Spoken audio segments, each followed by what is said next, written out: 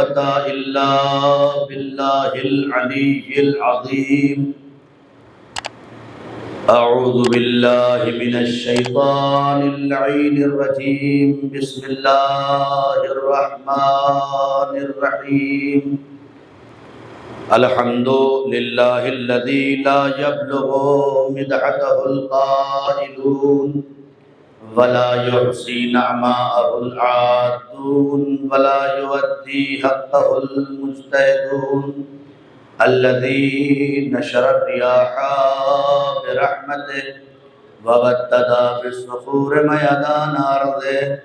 ثم الصلاة والسلام والتحية والإكرام على النبي المكي المدني القرشي الهاشمي المطلبي الرسول المسدد والمصطفى الأمجد. اسمه في السماء أحمد وفي الأرض أبي القاسم محمد. اللهم صل على محمد وآله الطيبين الطاهرين المعصومين المظلومين الذين أذهب الله عنهم الرجس وطهرهم تطهيرا.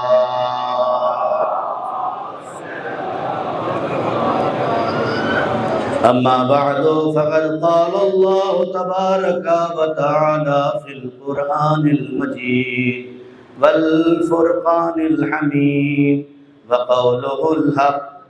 بسم الله الرحمن الرحيم.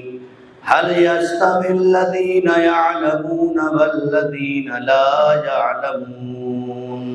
صلوات پڑھ محمد.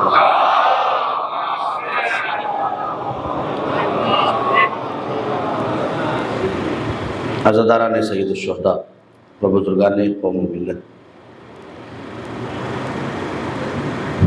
عشرہ محرم کی 9ویں مجلس، گویا عشرے کی آخری مجلس، جس کا عنوان رہبری اور علم. خدا کا لاکھ لاکھ شکر ہے کہ اس نے ان 10 دنوں میں ہمیں یہ توفیق عطا فرمایا کہ ہم اپنے آقا حسین کی بارگاہ میں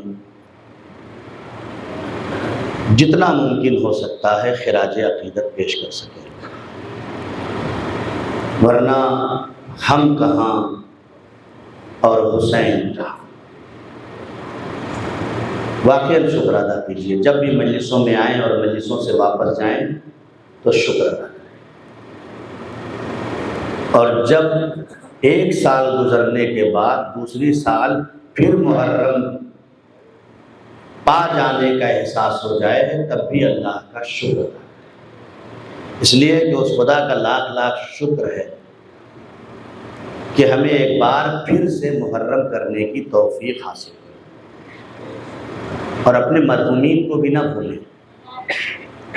ایسا نہ ہو کہ آپ پورے سال گزر جائے اور اپنے مرحومین کو بھول جائیں. نہیں، انہیں ضرور یاد رکھیں جنہوں نے اس عزاداری کو اپنی محنتوں سے سینچ کر یہاں تک پہنچایا ہے. انہیں فراموش نہ کریں. ایک سورہ فاتحہ پڑھ دیں، مسجد میں نماز کے بعد 1-2 آیت پڑھ کے انہیں بخش دیں. ضروری نہیں کہ ایک سورہ پڑھے، ایک پارہ پڑھ کے بخشے. نہیں، ایک آیت بھی بخشش اور نجات کا سبب بن سکتی ہے.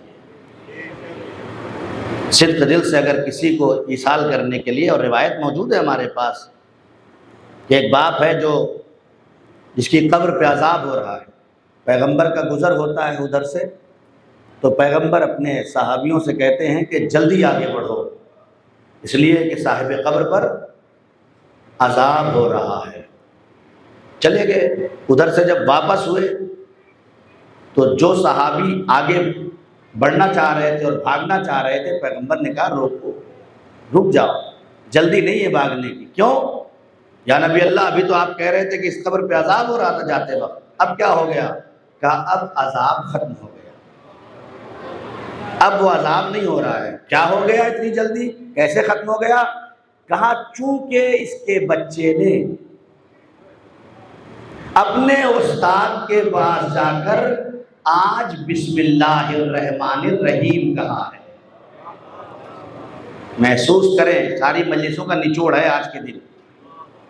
آج اس کے بچے نے اپنے استاد کے پاس جانے کے بعد بسم اللہ الرحمن الرحیم کہا ہے۔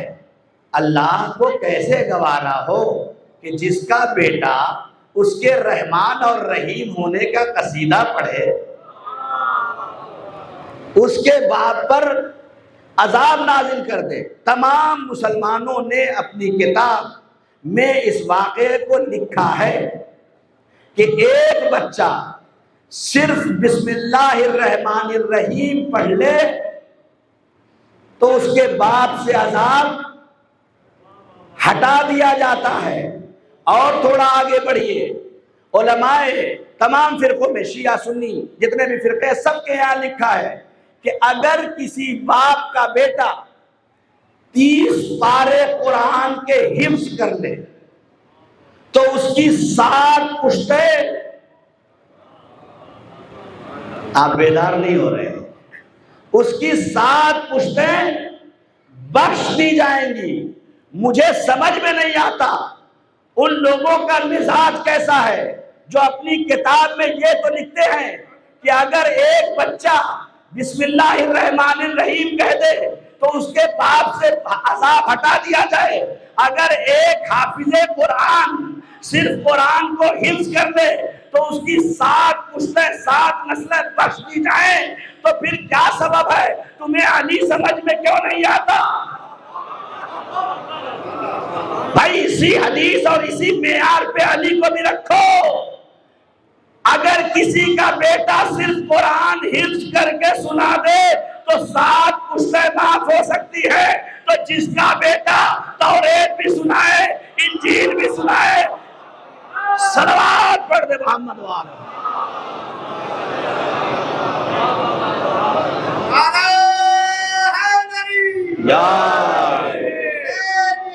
زندہ تو ضروری ہے کہ ہم اس چیز کی طرف دیکھیں کہ مرنے کے بعد روایتوں میں کون سی چیز ہے جو ہمیں کام آئے گی، ہم اپنے بچوں کو وہ سکھائیں۔ ایک باپ اپنے بیٹے کو بسم اللہ الرحمن الرحیم کہلواتا ہے مرنے کے بعد، اور بچہ مرنے کے بعد اگر بسم اللہ پڑھ دیتا ہے تو خدا اس کی قبر سے عذاب اٹھا لیتا ہے۔ ایسا نہ ہو کہ ہمارا بچہ 1 2 3 4 5 6 7 8 یاد رکھے، CAT کیٹ اور RAT ریٹ تو اسے یاد ہو، لیکن اسے کلمہ نہ یاد ہو، اسے قرآن کا بسم اللہ نہ یاد ہو۔ اس میں اللہ بچے کا دامن نہیں پکڑے گا، غور کریے گا، بچے کا دامن نہیں پکڑے گا، ان تربیت کرنے والوں کا دامن پکڑے گا جسے اللہ نے ولی بنایا ہے، ان کا دامن پکڑے گا۔ لہذا ہمیں ابھی سے آمادہ ہونا چاہیے۔ کون ہے ہم سب؟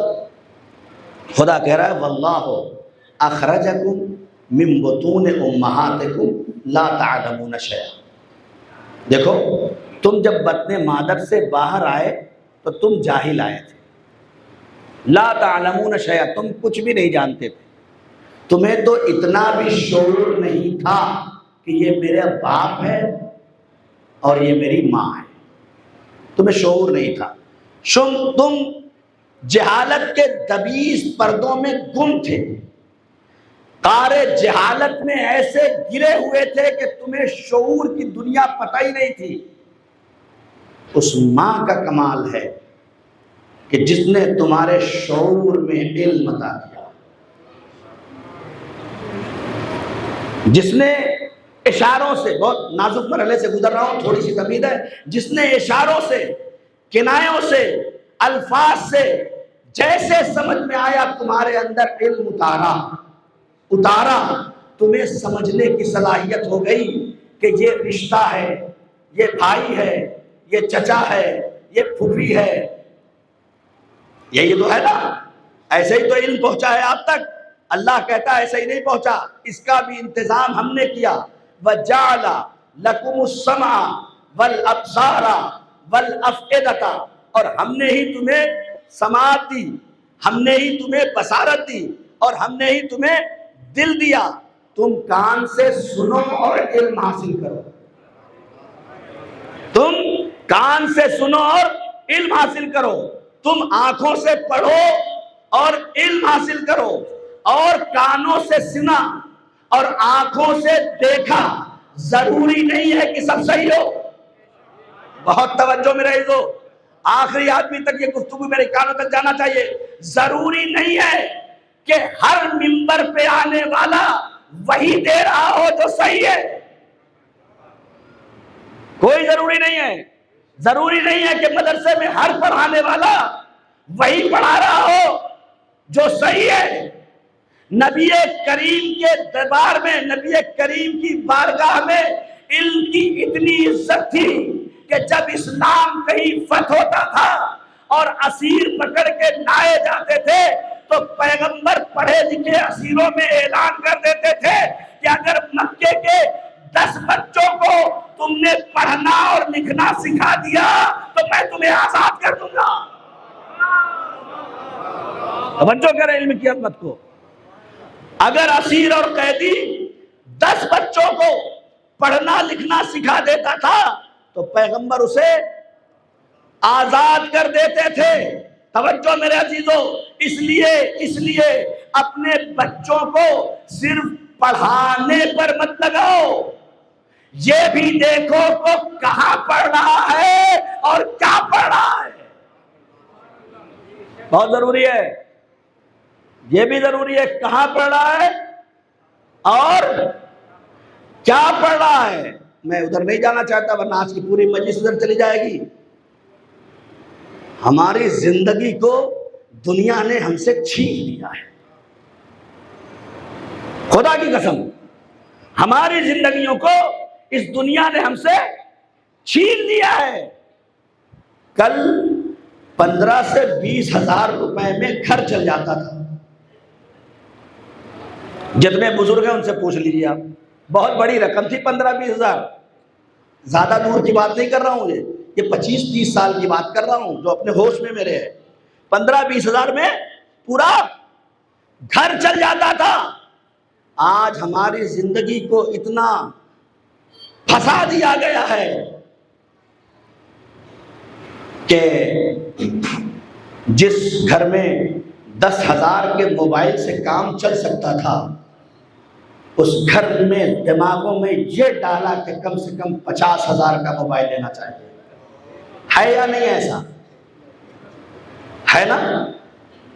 جس گھر میں 5,000 کے ٹیبل سے کام چل سکتا تھا اس گھر میں دماغوں میں بھر بھر کے مجبور کر دیا کہ 10,000 کا ٹیبل آنا چاہیے، اور ہمیں اتنا اسیر کر دیا کہ موبائل ایسا خریدو کہ تم اس کے اتنے اسیر ہو جاؤ کہ اب دوسرا چارجر بھی اس میں نہیں لگ سکتا۔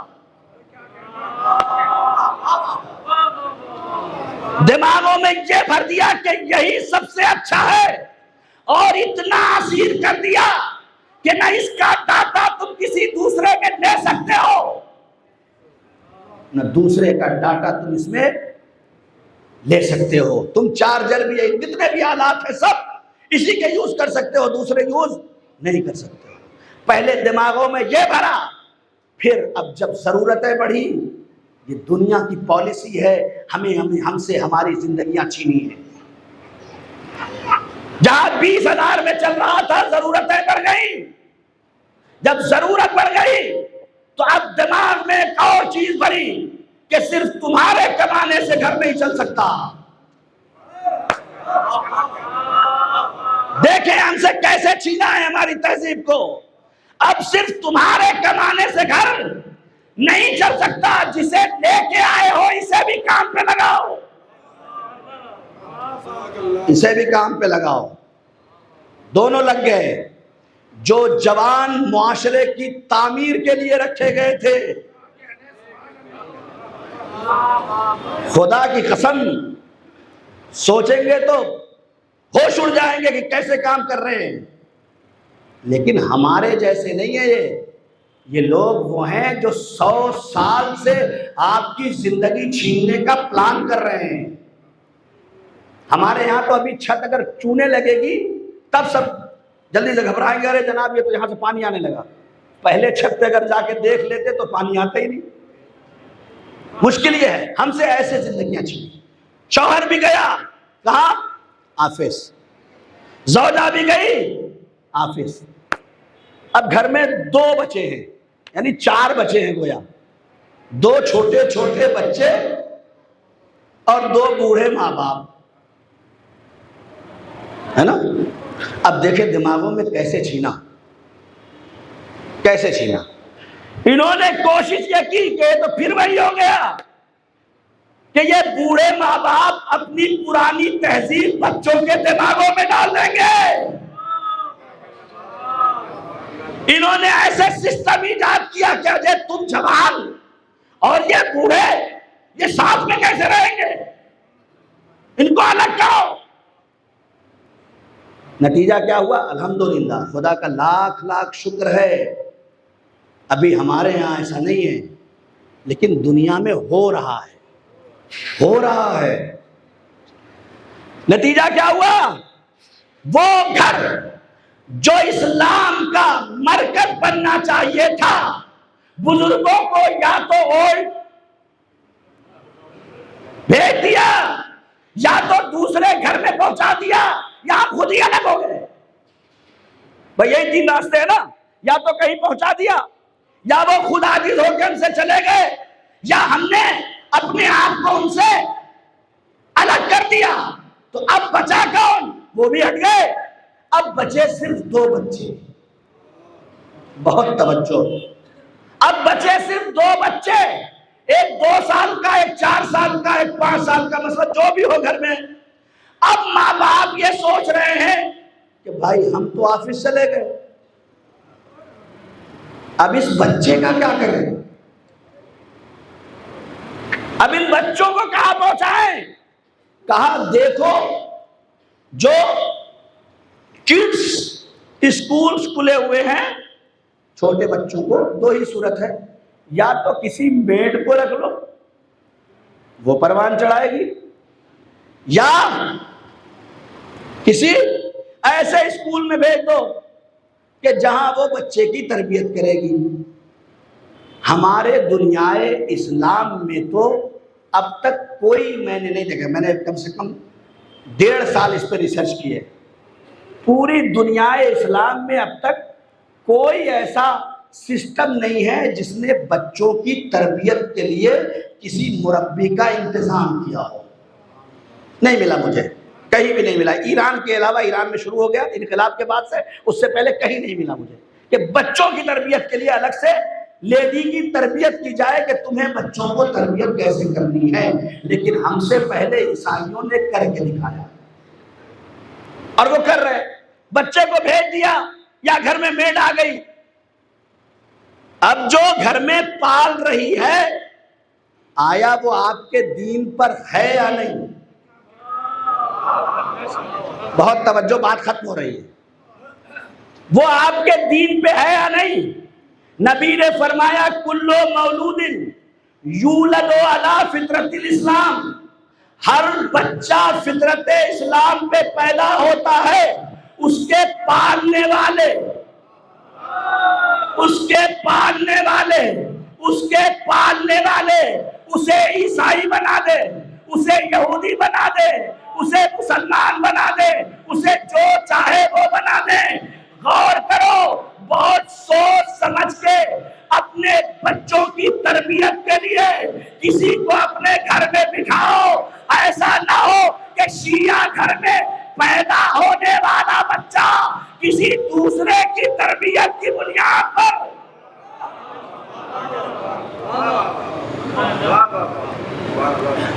کیا اثر ہوتا ہے پالنے کا؟ یزید کا بیٹا، یزید کا بیٹا، بیٹا کس کا ہے؟ یزید کا۔ کوئی سوچ سکتا تھا کہ یزید جیسے شخص کا بیٹا اہل بیت کی محبت کرنے والا بن جائے گا؟ کوئی تصور کر سکتا ہے کہ یزید جیسے شخص کا بیٹا حسین سے محبت کرنے لگے گا؟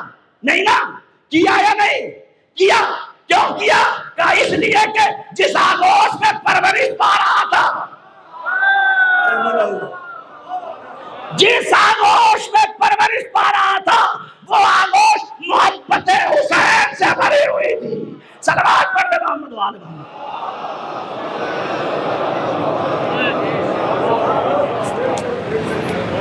اشارہ کیا جا رہا ہے، اگر تھوڑا تھوڑا آپ لوگ سمٹ آئیں تو بہتر ہے، چونکہ آج زیارت کی مجلس ہے اور کافی لوگ تعداد میں بڑھتے جا رہے ہیں. جتنا آپ لوگ آگے آ سکتے ہیں آ جائیں تھوڑا تھوڑا، اور جب تک میں کچھ اعلانات بھی کر دوں.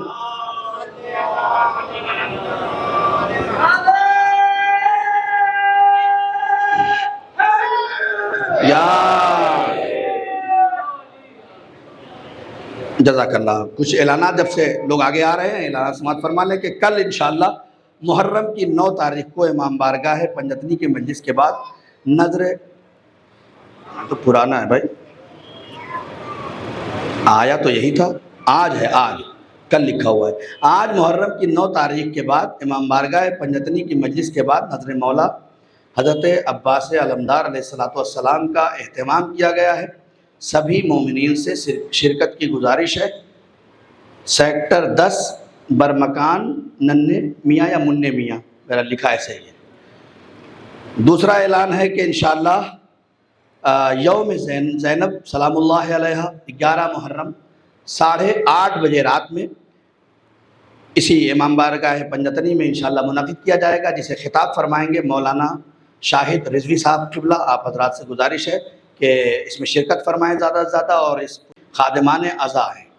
انشاءاللہ امید کرتے ہیں کہ آپ لوگ زیادہ سے زیادہ اس میں شرکت فرمائیں. ایک اور اعلان ہے کہ انشاءاللہ 9 محرم کی رات گزرنے کے بعد جناب علی اکبر علیہ السلام کے سلسلے سے اذان علی اکبر کا پروگرام ہے، جو رات میں 3 بجے ہوگا، جس میں تابوت جناب امام حسین اور جناب علی اکبر علیہ السلام برآمد ہوگا. خاص نوٹ جو لکھوایا گیا ہے اس میں یہ لکھوایا گیا ہے کہ مومنین اپنے گھروں سے، چاہے وہ مرد ہوں یا عورت، اپنے گھروں سے وضو کر کے آئیں، تاکہ اس مجلس کے فوراً بعد جو ہے وہ اذان ہو جائے گی اور نماز کا سلسلہ ہوگا. تو وضو کرنے کا ایسا نہ ہو کہ مشکل ہو، مردوں کے لیے مشکل نہیں، لیکن خاص طور سے خواتین اپنے گھروں سے وضو کر کے آئیں تاکہ ان کے لیے نیچے بیسمنٹ میں ہی نماز پڑھنے کا انتظام کرایا جائے اور وہ نماز پڑھ کے اپنے گھروں کو جائیں. ایسا نہ ہو کہ اذان علی اکبر اور امام حسین کے جلوس میں تو شرکت کر لیں اور مقصد حسین سے غافل ہو جائیں. اور ایک اعلان اور کر دوں، چونکہ اب رک گیا ہوں تو یہیں پہ، اور 10 دن میں نے علم پہ پڑھا بھی ہے اور 10 دن رہبری اور علم پہ گفتگو ہوئی ہے، تو ایک اعلان یہ بھی کرتا ہوں کہ انشاءاللہ بتوفیق خداوند عالم اور بتائید محمد و آل محمد آپ لوگوں کا تعاون رہے گا. اس میں اعلان کرتا ہوں کہ جو بھی اس پورے علاقے میں جو بھی بچہ دینی علم حاصل کرنا چاہتا ہو، اس کے لیے بھی اگر مادی مشکل یعنی پیسوں کی مشکل، فکری مشکل، گائیڈ لائن کی مشکل، تو وہ رابطہ کرے، انشاءاللہ اس کی اس مشکل کو آسان کیا جائے گا. یہ تو دینی علم ہے. اس کے بعد دینی علم یعنی جسے ہم کہتے ہیں مدرسے کا علم، ایران جانا ہے یا اس طرح کے جتنے مسائل ہیں، اگر کسی کو کوئی بھی مشکل ہو، لڑکا ہو یا لڑکی، کسی کو صرف یہی نہیں، اس کے علاوہ دنیاوی علم بھی، اگر کوئی بچہ ایسا ہے جس کی فیس کی مشکل ہے، واقعاً فیس کی مشکل ہو، اگر کوئی بچہ ایسا ہے جو آگے بڑھنا چاہتا ہے لیکن پیسہ اس کی پڑھنے میں رکاوٹ بن رہا ہو، تو میں اس منبر سے اعلان کرتا ہوں کہ جتنا ہم سے ممکن ہو سکے گا انشاءاللہ اس جوان، اس بچے، اس بیٹی کے لیے خدمت کرنے کے لیے ہم تیار ہیں. جہاں جہاں بھی جو بچے پڑھنا چاہتے ہیں وہ اپنے آپ کو مال کے اعتبار سے اگر کمزور پاتے ہیں تو انشاءاللہ جتنا ممکن ہو سکتا ہے ان کی خدمت کی جائے گی. اور یہ میں خود نہیں کروں گا، بتا دوں پہلے، یہ آپ کے ہی تعاون سے یہی پہ ہوگا. ایک صلوات پڑھ دے محمد والے محمد.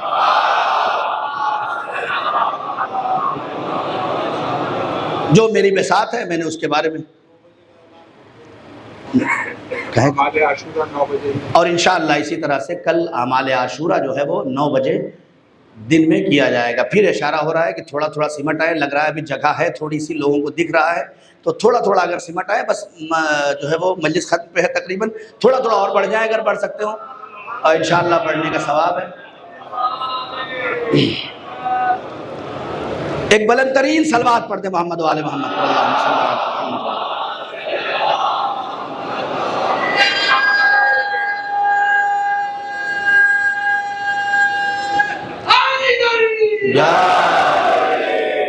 تو غور کریں، ہمارا دین، ہمارا اسلام جو ہے ہمیں ہماری زندگیاں لوٹانے آیا تھا، لیکن دنیا ہم سے ہماری زندگیاں چھینتی جا رہی ہے، اور نتیجہ یہاں تک پہنچ چکا ہے کہ اب ہمارے بچے کہ جنہیں ماؤں کے علم کی ضرورت تھی وہ ایک ایسی تربیت گاہ میں پلنے لگے کہ جو دوسری تربیت گاہ ہے، اور اس کا اثر زندگی پر پڑتا ہے۔ بہت توجہ، ہمارا دین جو ہم نے اب تک پچھلی گفتگو کی ہے، ہمارا دین یہ سکھاتا ہے کہ اطلب العلم من المہد الی اللحد، علم کو حاصل کرو کہاں سے؟ ماں کی آغوش سے لحد تک۔ یہی تو ہے اب تک کی گفتگو کا محاصل ہے کہ علم حاصل کرنے کے لیے عمر کی کوئی قید نہیں ہے۔ ایک صاحب کہنے لگے کہ مولانا اب میں 60 سال کا ہو گیا ہوں، اب کیا قرآن پڑھ پاؤں گا؟ میں نے کہا میں نے پہلی مجلس میں پڑھا تھا، سکاکی 60 سال کے بعد آیا تھا۔ تو ممکن ہے، اس لیے کہ خدا کے نبی نے اگر کہا ہے کہ علم حاصل کرو ماں کی آغوش سے لحد تک، تو یہ ممکن ہی نہیں ہے کہ خدا سے خدا بند عالم کسی سے استعداد اور صلاحیت حصول علم چھین لے۔ ممکن نہیں۔ خدا صلاحیت پہلے دیتا ہے، حکم بعد میں لگاتا ہے، لہذا تیار رہے۔ اب یہ بات آ گئی ہے تو کہہ دوں، کائنات میں کتنے فرقے ہیں؟ بہت سارے، ہے نا؟ نبی کی حدیث کیا ہے؟ علم حاصل کرو کہاں سے؟ ماں کی آغوش سے۔ کہاں تک؟ لحد تک۔ یعنی تمہارے لیے علم حاصل کرنے کے ذریعے کیا ہے؟ ماں کی آغوش ہے، اور کہاں تک ہے؟ لحد تک ہے۔ یہاں سے شروع کرو اور وہاں تک پہنچو۔ یہ دونوں محاذ ایسے ہیں جو تمہیں علم عطا کرتے ہیں۔ میں نے کہا پروردگار کوئی راستہ ہے؟ کہا ہاں ہے۔ میں نے کہا کیا ہے؟ کہا اگر ماں پڑھی لکھی ہے، ماں با صلاحیت ہے، ماں با تہذیب ہے، اسی لیے مولا نے فرمایا جب رشتہ کرو تو پھول والیوں سے رشتہ مت کرنا۔ یہ جملے ہیں روایت کے کہ جب رشتہ کرنا تو پھول والیوں سے رشتہ نہ کرنا۔ ارے عزیزو کیا بات کہی ہے مولا نے۔ گھور ایک ایسی جگہ ہوتا ہے کہ جہاں پہ کوئی بھی جاتا ہے۔ مولا نے کہا ایسے گھر کا انتخاب کرنا جس گھر میں عفت پروان چڑھ رہی ہو۔ میرا نوجوان آج کہتا ہے مولانا آج گناہ ہر طرف ہے، کل تک گناہ کرنے کے لیے گھر سے باہر جانا پڑتا تھا، اب تو گناہ گھر کے اندر آ گئے، اب کیسے بچے؟ میں نے کہا تم نے قرآن پڑھا ہی نہیں۔ جناب یوسف 7 دروازے بند کر دیے گئے، ایک دو دروازے نہیں میرے نوجوانوں تمہارے لیے یہ ایک دروازہ نہیں، پہلا بند کیا گیا، دوسرا بند کیا گیا، تیسرا بند کیا گیا، چوتھا بند کیا گیا، پانچواں بند کیا گیا، چھٹا بند کیا گیا، 7 دروازے بند کر دیے گئے، اور یوسف سے کہا گیا تم اپنی عفت کو ختم کر دو۔ ہے کوئی جوان جس کے اندر یہ صفت پیدا ہو جائے کہ گناہ سامنے کھڑا ہو؟ اور یوسف اپنے آپ کو روکے ہوئے کھڑے ہیں۔ کیا کرتے ہیں یوسف؟ کیا کرتے ہیں؟ یوسف نے بس یہ کہا میرے معبود اب تو ہی بچا سکتا ہے۔ کیا کیا؟ دوڑے دروازے کی طرف۔ میں نے کہا یوسف دروازہ تو بند ہے، یہ دوڑ کیوں رہے ہو؟ کہا جس نے مجھے اب تک پاک و پاکیزہ رکھا ہے میری ذمہ داری نہیں ہے، میری ذمہ داری یہ ہے کہ بس دوڑوں، میری ذمہ داری ہے کہ میں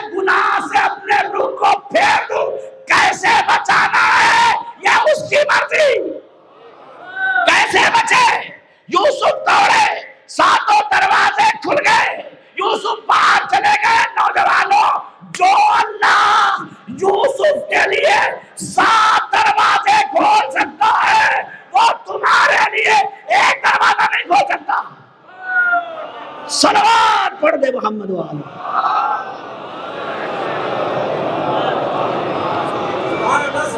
اپنے آپ کو عفتوں کے دنیا میں پاک و پاکیزہ بناؤ۔ جب علم آتا ہے تو انسان پاک ہونے کی کوشش کرتا ہے، اور یہی نتیجہ ہے۔ بس مہد علمی ماں کی آغوش اور لحد تک سارے فرقے ہیں، لیکن خدا کی قسم کسی کے یہاں نبی کی اس حدیث پہ ویسے عمل نہیں ہوتا جیسے ہمارے یہاں ہوتا ہے۔ بات آخری ہے اور ختم ہو جائے گی۔ جیسے ہمارے یہاں عمل ہوتا ہے کسی کے یہاں نہیں عمل ہوتا۔ سب علم سیکھ رہے ہیں، سب علم کی دنیا میں آگے بڑھ رہے ہیں، لیکن نبی نے فرمایا کہ اطلبوا العلم من المہد الی اللحد، علم کو حاصل کرو ماں کی آغوش سے لحد تک۔ یہ ہمارا ترہ امتیاز ہے کہ ہم نے اہل بیت کو مانا، ہمارا ترہ امتیاز ہے کہ ہم نے اہل بیت کو مانا، اور انہوں نے ہمیں علم کے دونوں راستوں پہ لگا دیا۔ کہا جب بچہ پیدا ہو تو اس کے کانوں میں اذان اور اقامت کہو، جب بچہ پیدا ہو تو اس کے کانوں میں اذان اور اقامت کہو، اور جب لحد میں چلا جائے، جب لحد میں لٹا دو تو یہ نہیں کہ مر گیا، نہیں، کہو اسمع، افہم، سن اور سمجھ۔ کرتے ہیں کہ نہیں کرتے؟ سن اور سمجھ۔ کیا ہو گیا؟ یہ پوری زندگی مولانا عمار کی مجلس اردو میں سمجھ میں نہیں آئی۔ ارے میرے عزیزو، بات آخری ہے، بات ختم کر رہا ہوں۔ پوری زندگی مولانا عمار کی اردو کی مجلس سمجھ میں نہیں آئی، آج قبر میں چلا گیا تو عربی سمجھنے لگا۔ اللہ اکبر، اللہ اکبر۔ من ماتا علی حب آل محمد ماتا شہیدا، جو اہل بیت کی محبت میں بستر پہ بھی مرتا ہے وہ شہید مرتا ہے۔ اردو نہیں سمجھ میں آتی تھی، اب کیا سمجھ رہے ہیں؟ عربی سمجھ رہے ہیں۔ کیا ہو گیا؟ یہ کیسا انقلاب آ گیا؟ جناب انقلاب نہیں آیا، اس دنیا کا معرکہ الگ ہے، اس دنیا کا معرکہ الگ ہے۔ بس اپنے نوجوانوں کو جلدی جلدی بات کر کے اور کچھ شبہات کے جواب دے دو، ایک صلوات پڑھ دے محمد وآل محمد کو۔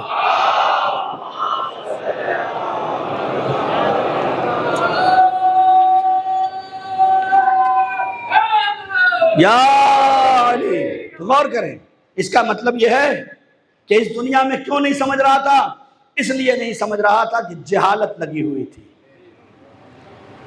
کان وہ سن کے سمجھ نہیں پا رہے تھے، لیکن جیسے ہی اس سسٹم سے نکل کر اس سسٹم میں جڑا، جہالت ہٹ گئی، جہالت ہٹ گئی۔ اب وہ سمجھ رہا ہے جو اہل بیت کہہ رہے ہیں، ہے نا؟ یہی تو ہے۔ اس دنیا کا سسٹم الگ ہے، اس دنیا کا سسٹم الگ ہے۔ ہمارے یہاں اعتراض کرتے ہیں کہ مولانا یہ دیگ پکاتے ہو اور کھڑے ہو کے پڑھتے ہو اور کہتے ہو پہنچ گیا، اور خود ہی کھا جاتے ہو، ہے کہ نہیں؟ کہتے ہیں نا۔ اب تو سوشل میڈیا پہ آنے لگا ہے کہ تمہیں مجلسوں کو کیا پتا، تمہیں تو بس بریانی پتا ہے۔ ٹھیک ہے، کھا رہے ہیں ہم، لیکن سچ پوچھئے تو یہ نظریں ہمیں اپنے کھانے کے لیے نہیں تھی، ہمیں انہیں کھلانے کی ضرورت تھی جسے کھانے کی ضرورت ہے۔ یہ جو ہمارے علماء نے یہ سسٹم رکھا ہے، کہیں نہیں ہوتا نظر۔ اب ہندوستان پاکستان سے باہر جائیے، کسی جہاں کھڑے ہو کے فاتحہ اور قل اللہ اور یہ پڑھتے نہیں ہیں۔ آپ ایران عراق چلے جائیے، وہ دکان سے سامان خریدتے ہیں اور کھول کے کہتے ہیں بسم اللہ، یہی نظر ہے، پہنچا دیتے ہیں۔ تو کھانا ثواب تو ہے، بہرحال اپنے بچوں کو بھی کھلائیں، اچھی بات ہے، لیکن کھانے سے زیادہ کھلانا ثواب ہے۔ لہذا نظروں کا اہتمام کریں، بڑے سے بڑے نظر کریں، مومنین کو کھلائیں، لیکن کوشش کریں کچھ ایسوں کو بھی کھلائیں جسے پتہ نہیں ہے کہ یہ کھانا کیا ہے۔ ٹھیک ہے؟ اب کہتے ہیں جناب یہ آپ نے بکرے بنائے اور آپ نے بریانی بنا لی اور آپ نے جو ہے وہ یہ پھل رکھا اور یہ آپ نے سب کچھ کر دیا اور یہ پہنچا کیسے؟ خود ہی کھا لیا، پہنچ کیسے گیا؟ میں نے کہا دیکھو بھائی، یہاں کچھ چلتا ہے، وہاں کچھ چلتا ہے۔ کہنے لگے جناب یہ کون سی بات ہوئی، دکھ تو یہی رہا ہے۔ میں نے کہا وہاں کا جتنا ہے کچھ دکھتا نہیں، توجہ کریں آپ، وہاں کا جتنا ہے قبر کے بعد کچھ دکھتا نہیں، لیکن ہے سب، کیونکہ پیغمبر نے کہہ دیا ہے، دکھتا نہیں ہے سب۔ تو نظر کیا، خود ہی کھا لیا، کیسے پہنچا؟ میں نے کہا آپ کا بیٹا سعودیہ گیا ہے، جرمن، سعودیہ، کینیڈا، لندن، افریقہ، امریکہ کہیں گیا ہے؟ کہ ہاں گیا ہے مولانا۔ کہاں گیا ہے؟ کہا افریقہ میں رہتا ہے۔ میں نے کہا اچھا، کہا وہاں سے روپیہ بھیجتا ہے؟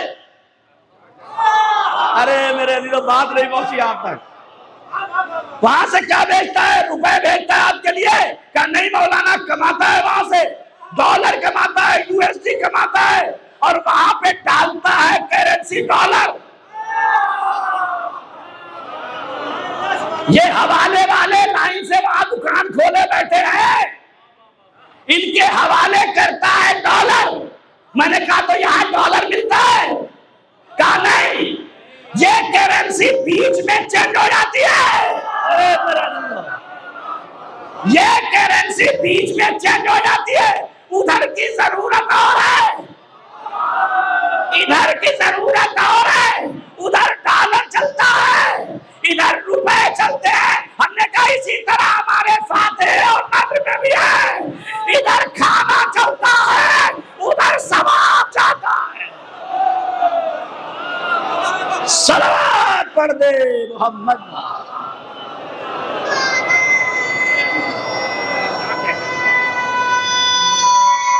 زندہ یا ہم پر اعتراض مت کرو، ہمارا دین، ہمارا عمل سوچا سمجھا ہے، کیلکولیٹ کیا ہوا ہے، ہم ایسے ہی کچھ نہیں کرنے لگتے۔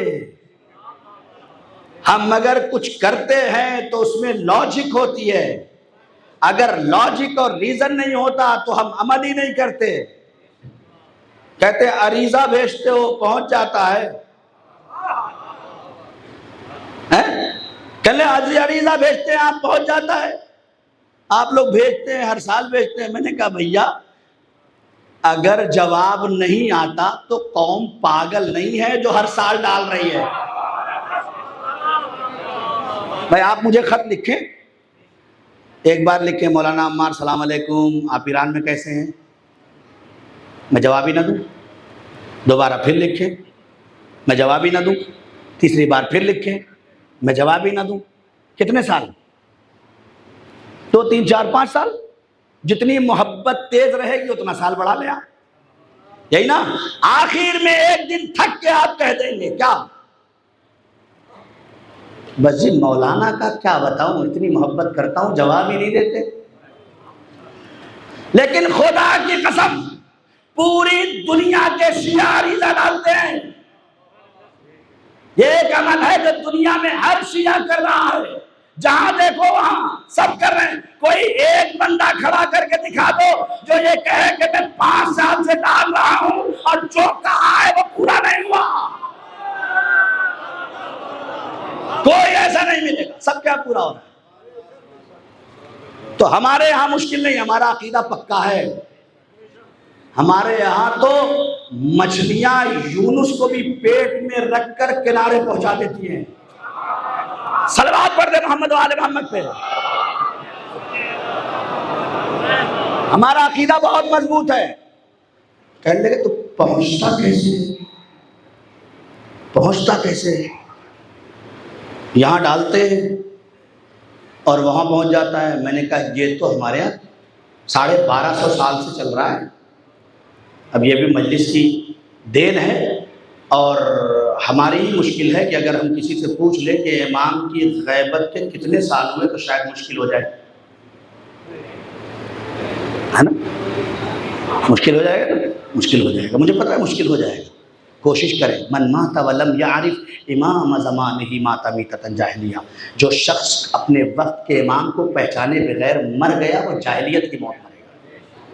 تو اس بات پہ لگے رہیے کہ اپنے امام کی ولادت کس ڈیٹ میں ہے، امام کب آئیں گے، کتنی غیبتیں ہوئی ہیں، یہ چیزیں آپ کو حفظ ہونی چاہیے، آخری امام کے بارے میں خاص طور سے۔ تو کیسے پہنچتا ہے؟ میں نے کہا یہ 1250 سال پہلے کی بات ہے، جب یہ ہاتھوں میں موبائل نہیں تھا۔ اس زمانے کے علماء نے یہ راستہ بنایا کہ یہاں ڈالو وہاں جائے گا۔ ترقی یافتہ علم نے ترقی کیا اور اتنی ترقی کیا کہ فیکس بنایا۔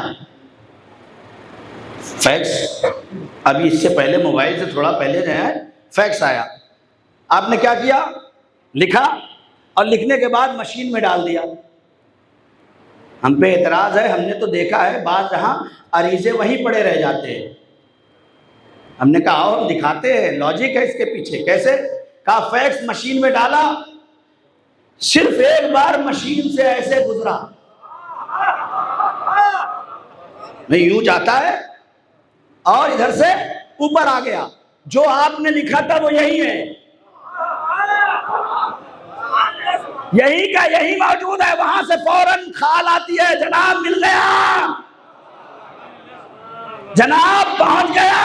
اور یہ تو اس زمانے کا علم تھا کہ جب اتنی مجبوری تھی کہ فیکس ڈالتے تھے، اتنا گھومتا تھا تب جاتا تھا۔ یہاں آپ نے ٹائپ کیا اور چھوڑا، یہاں بیٹھا ہوا آدمی لندن والے سے کہتا ہے کہ پہنچا یا نہیں، کہا پہنچ گیا۔ ہم بھی ایسا ہی کرتے ہیں، مچھلیوں کے حوالے حسین ابن رو کے حوالے کرتے ہیں اور وہاں سے جواب آ جاتا ہے یہ تمہارا بیٹا ہو گیا، یہ تمہارا MBBS ہو گیا، یہ تمہاری اداداری ہو گئی، یہ تمہارے گھر میں ترقی ہو گئی۔ یہ جواب بتاتے ہیں کہ پہنچ گیا ہے۔ صلوات پڑھ دے محمد والے۔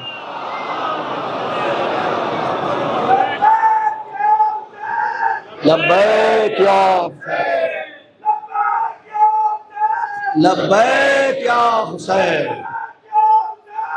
لبیک یا حسین، لبیک یا حسین۔ بس میرے عزیزو گفتگو تمام ہو گئی۔ شکر گزار ہوں آپ کا کہ 9 دن آپ نے اپنی اس محبت بھری پاکیزہ سماعتوں کے حوالے اس کلمہ بیان کو جگہ عطا فرمائی۔ اللہ آپ سب کی توفیقات میں اضافہ فرمائے۔ پھر بھی میں ان نوجوانوں سے کہتا ہوں، ان 10 دنوں میں 9 دنوں میں کوئی بھی اگر کہیں بھی میری زبان سے کوئی بھی مشکل ہوئی ہو تو اس کا تذکرہ مجھ سے کریے گا، چوپلے پہ مت کریے گا۔ کہیں اگر کچھ سمجھ میں نہیں آیا تو میں ابھی 3 دن یہاں بیٹھا ہوں، پوری مجلس میں کوئی بھی بات اگر سمجھ میں نہیں آئی تو آپ مجھ سے آ کے ڈائریکٹ سوال کریے، میں اس کا جواب دوں گا۔ دوسری بات یہ ہے کہ پہلی بات یہ ہے کہ میرے بارے میں جو بھی بات ہو آپ مجھ سے کہیے۔ دوسری بات یہ ہے کہ آپ کو کچھ بھی اس کے علاوہ بھی پوچھنا ہے۔ عالم صرف مجلس پڑھنے کے لیے نہیں آتا،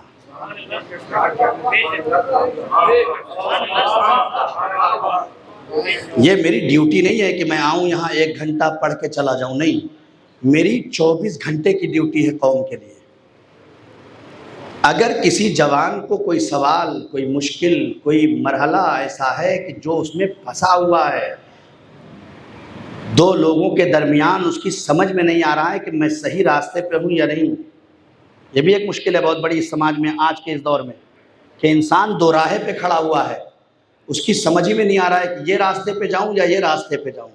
تو ایسے تمام افراد کو چاہیے کہ ایک پڑھے لکھے عالم کے پاس جائیں اور اپنے مسئلے کا حل تلاش کریں۔ تو میں تقریباً آج کے بعد سے لے کے 12 تاریخ تک آپ کو اسی کمرے میں ہوں سامنے حیدر بھائی کے یہاں، جس کو جو بھی مسئلہ پوچھنا ہو، جس وقت بھی اس کے بعد وقت ہو، اگر میں ہوں تو آ کے اپنا مسئلہ پوچھ سکتا ہے۔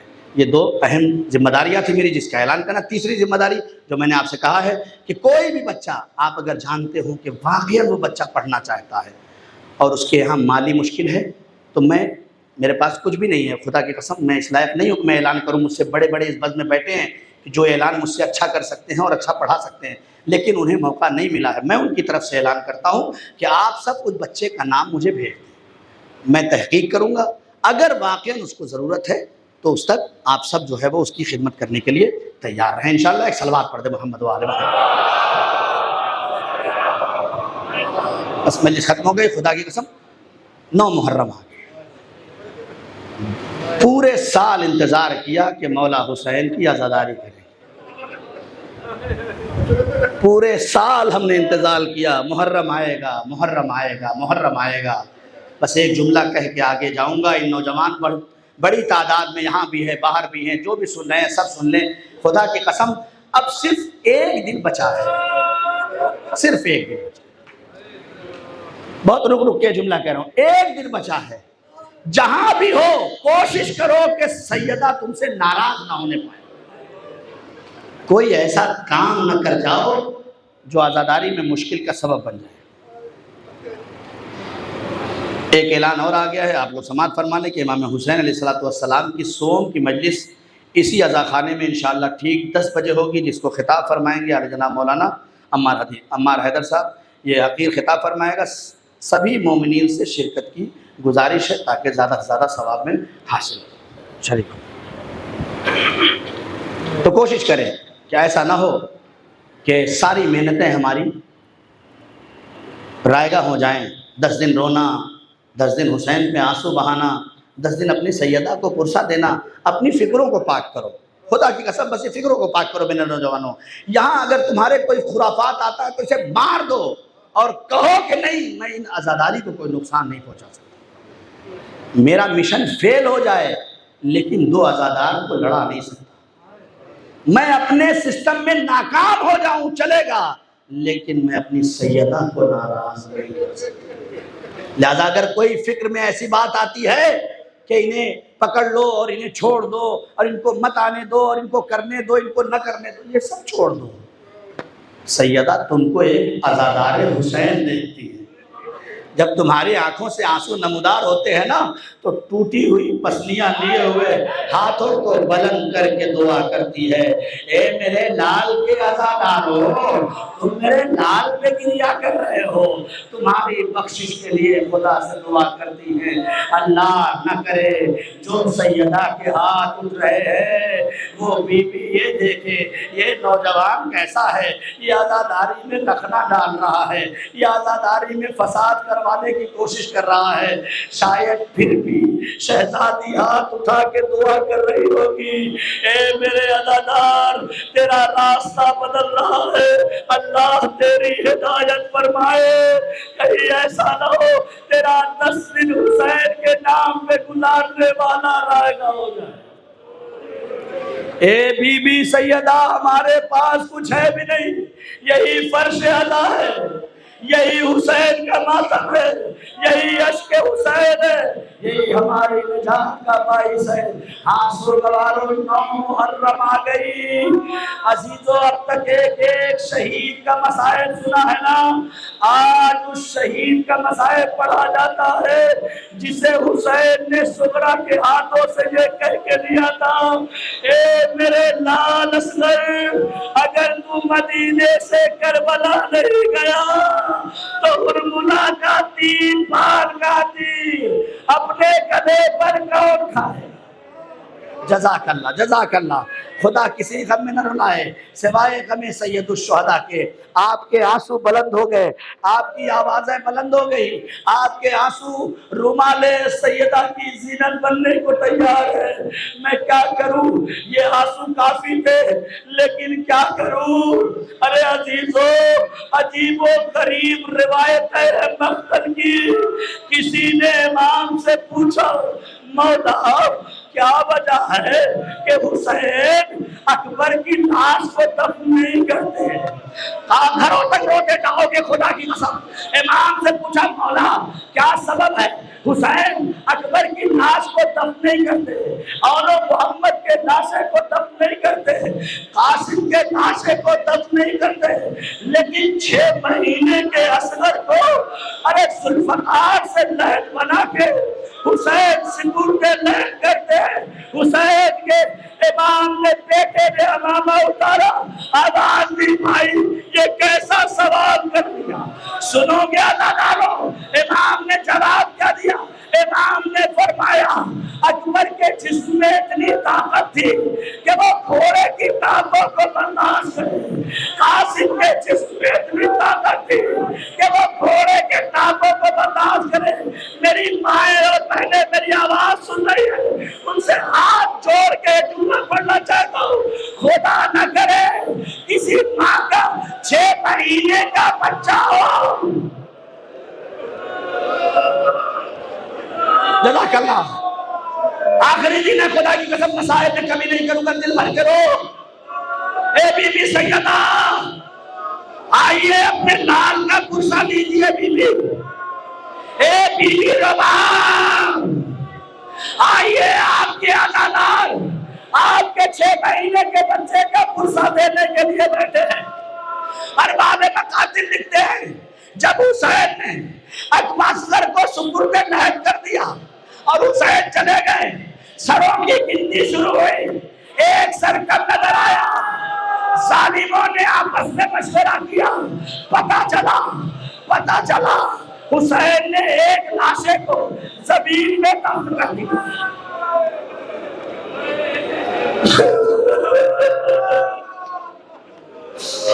12 افراد کا لشکر تیار کیا گیا، ہاتھوں میں نیزے دیے گئے، جہاں حسین نے جسے زمین میں دفن کیا ہے اسے نکال کے